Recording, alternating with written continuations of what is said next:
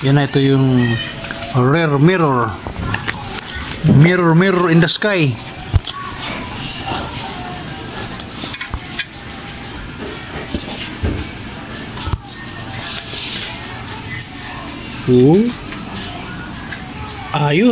Ayos.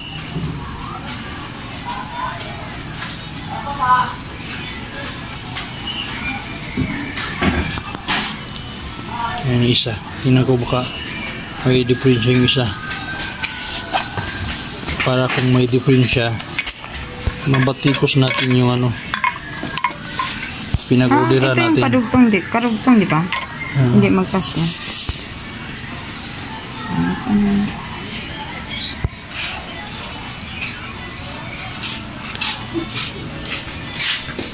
Dito po, sa paputa. Yan, ayos. Dito na ito.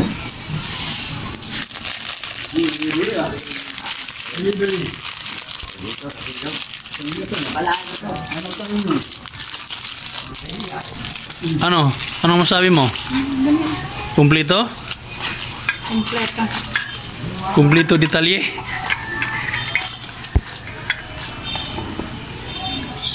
Okay, thank you seller. Thank you seller. At thank you sa nag-order.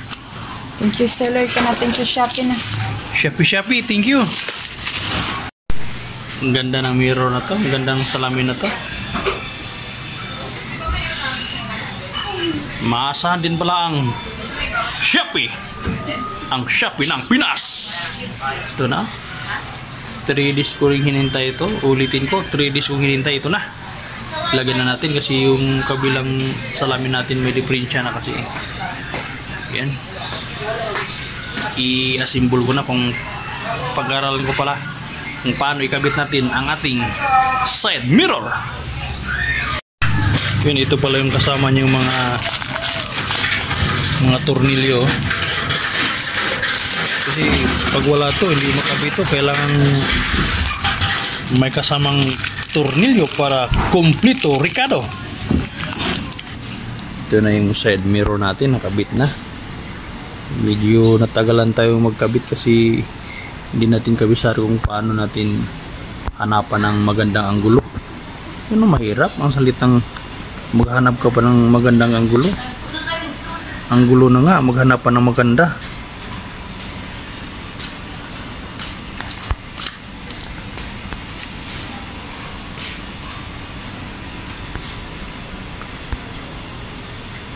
Yan, salamat mga ka-reels sa inyong pag thumbs up sa ating mga video, no?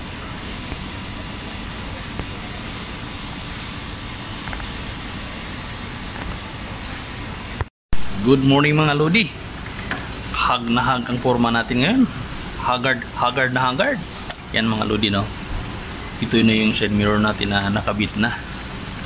Yan. Ang Napoleon na mirror na to. Shoutout tayo mga lodi. Shoutout kay Bro Jeep, no?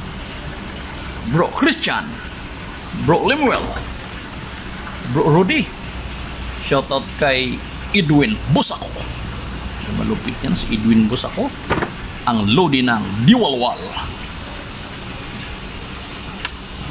Yan, hanggang dito na lang ang aking video. Salamat sa inyong pagsubaybay.